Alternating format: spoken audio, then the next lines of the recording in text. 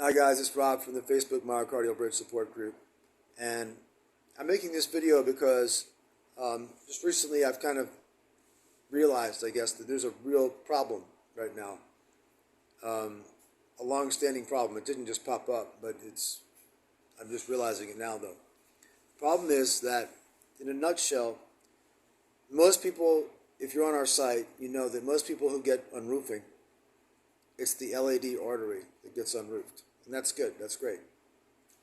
The problem is that out there, if you look at the studies and the percentages that studies show of bridges on other arteries, there's a lot of people who have myocardial bridges on other arteries as well. Which are the arteries? Well, LAD is really the front artery, left anterior descending, and it comes off the left main trunk, but it comes straight down the middle, or mostly in the middle. LCX is another artery, it goes way off to the left. RCA goes way off to the right. And there's two off the LCX called the OM1 and OM2. There's two off the LAD called the diagonal 1 and 2, and one off the RCA called the PDA. That's 7 other arteries which can be bridged besides the LAD. 7. Okay, so the percentages that they find the bridges on those other arteries are anywhere from 3, 4, 5, 6, 10% of the autopsy studies and stuff like that per artery. You multiply that by 7, you get like 20, 30, who knows what, right? A significant, meaning percent of all bridges found, some significant percent of greater than 20, maybe 30%, something, maybe 40%, who knows, of bridges that are found on non-LAD arteries, other arteries. What's the crisis? The problem is that people are getting unroofed, but they're only getting the LAD unroofed. And I can guarantee you that people are walking out of unroofing surgery with the same bridges on other arteries than they walked in with. So in other words, we've been, a lot of times on the site we really, speak out against these partial unroofings where only part of the LAD gets unroofed. Well, this is just as bad as that. You're only unroofing one artery. You're completely ignoring the other bridges in there. So my point is, part 2 of this is the real crisis. Okay, so that's crisis 1. The fact that we have people walking around who can't figure out why they still have symptoms. And it's not the only reason, but it is a significant reason, I believe, it's just logic, why so many people would still have symptoms after surgery, because there's a big chunk of people who had unroofing surgery for one artery, the LAD, but walked out and the other arteries were not unroofed. They still have bridges on other arteries. Now, some doctors will say that, oh, those other arteries don't matter. Bridges on those ones have never been shown. I've heard this myself. This is a complete myth. Have never been shown to cause symptoms. That is a lie. That is a lie. Because I have posted 5 studies on our site, on our website, under medical literature. If you scroll down, I posted 5. That's the first 5 I could find. I could find a lot more, I'm sure. Studies about non-LAD bridges on the RCA, LCX, etc. Crushing chest pain, person collapsed, 100% compression, things like that.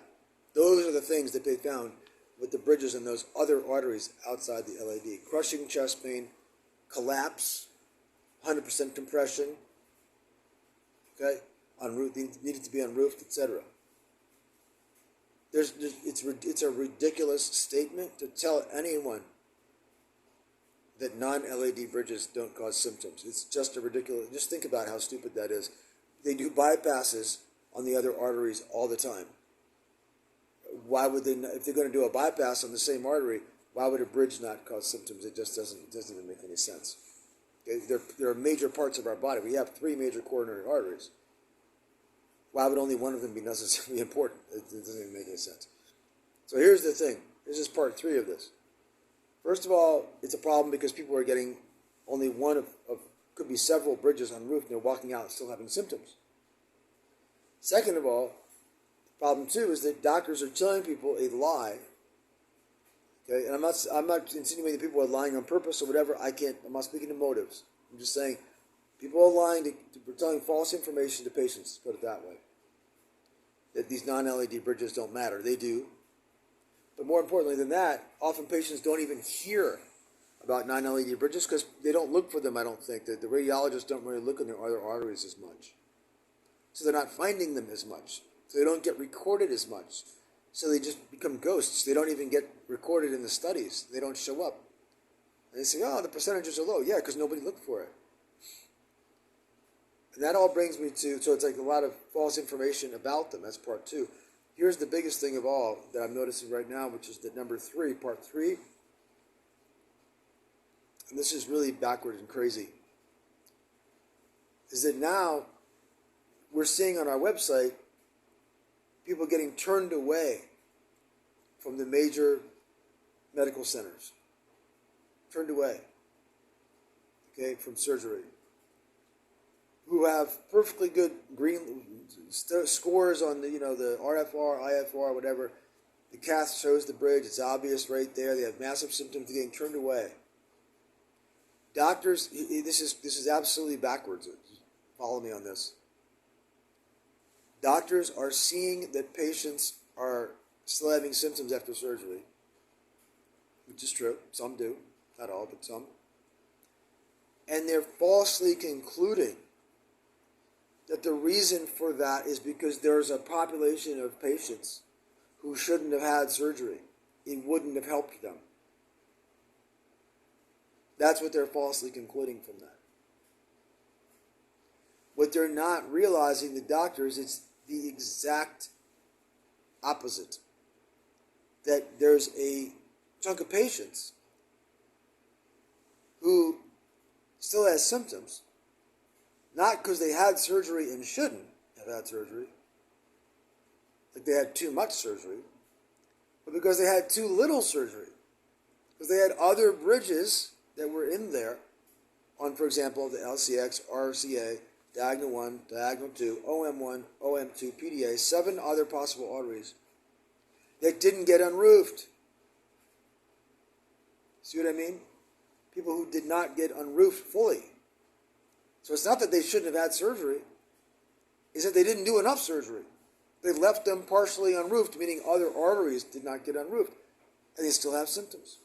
Because those other bridges could be bigger than the LAD bridge. It's possible to have like a 2-centimeter bridge on your LAD and a 6-centimeter bridge on your RCA or the LCX. That's going to mess you up. And the LCX is going to be more powerful, because it's a 6-centimeter bridge. So I hope you see my point. This is a major problem. All of the doctors are getting this backwards. They're seeing the evidence that some people have symptoms after surgery, but their conclusions, they're making all the wrong conclusions. They're concluding, we shouldn't accept as many people for surgery. We should turn more people away. Because they're getting maybe, more, they're restricting, they're withholding surgery from people who obviously need it. People with RFR scores of 0.75, which is light years below the cutoff. The company cutoff that makes RFR says it's 0.89. I think Cleveland Clinic uses 0.85. Some guy got a 0.75 RFR. He got turned away from surgery? What? What else do you need? It's staggering what's happening right now. So in other words, we're seeing that medical centers are pulling back and doing less surgery for fear that they may be doing surgery that's unnecessary, not realizing that no, and this is the fourth part of this, which I've said in the site many times. I've been on this website, the Myocardial Bridge Support Group, since spring of 2018. It's now late summer of 2023. I've been on this website for over 5 years. I've read almost every single post in 5 years. I've chatted with literally hundreds of people. Literally hundreds and hundreds of people I've personally chatted with.